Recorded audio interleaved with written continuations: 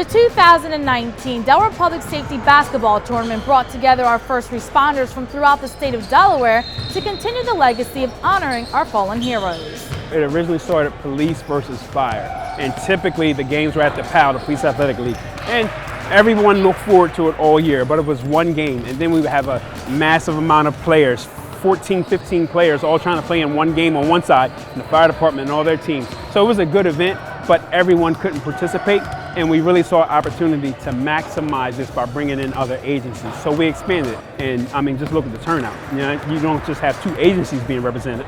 We have the Delaware Public Safety. You have multiple agencies across the state from north to south being represented. We actually had some out-of-state teams that wanted to play, but we're like, no, we're not there yet. This is just Delaware.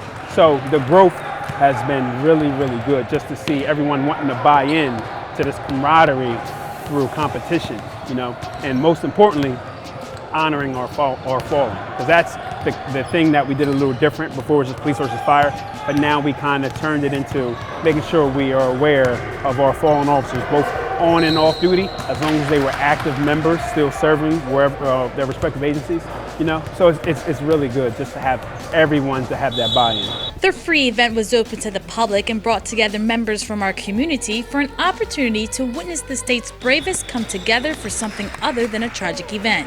It really just breaks up the monotony, you know, all the time at work, the calls that we go to, the problems that we deal with. Granted, it's our job, we understand, but it's good to be able to get with these same guys and have fun. Get with these same guys and kind of be okay with talking a little trash and changing up what we normally talk about, which is the problems and how to solve them. And it's just wide open to any type of dialogue, as long as it's positive. We're using energy other than dealing with problems. We're putting energy towards just venting. I think over the past couple of years, there's been a big emphasis on all the ones or all the individuals in our profession that have not vented maybe appropriately or had the opportunity to do so. And unfortunately, whether it be stress or taking their lives or just anything that obviously is negative, this is a whole nother outlet for that. And again, when we meet these people, there's guys from downstate that I never get a chance to interact with. Now I know them. Now it gives me an angle to have a conversation with them, and who knows what it does for them also.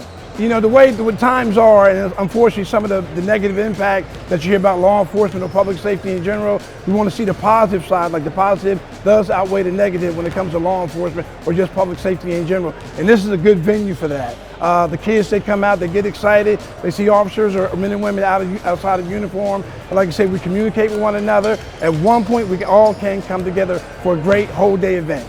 The basketball tournament originally started at the Wilmington Police Athletic League 15 years ago, but it's grown so much over the years that the event organizers decided to hold the tournament at the new 76ers Fieldhouse. It started just a one-day tournament, and obviously everybody would look forward to it, but it would be so quick, and we would have so many people on the team that everybody couldn't get a chance to play. And then you were playing the same people all the time, which is okay, but now other people wanted it. And of course, us having the opportunity to expand this thing. Last year we did it at the PAL, which is really great. Now we're doing it here at the Blue Coast. I mean, look at this place, look how big it is. And we hope over the years it continues to grow. But now it gives so many more people the opportunity to engage in this same event so that they can have their own trash talking rivalry downstate in the corrections or the EMS or the fire, and of course the different police agencies in there. Now we all have an avenue to say who's actually the best physically, you know? So it's great. This growth has been absolutely phenomenal from where we were to where we're going.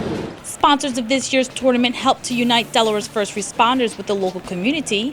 Wilmington Mayor Mike Przicki was in attendance to recognize and share his sentiments on the impact public safety has in the community. I'm really pleased to be here, to be among our stars, our first responders, the guys who do it every day for us, and watch you all compete in memory of those who have fallen among your ranks. I'm proud to be here as part of this.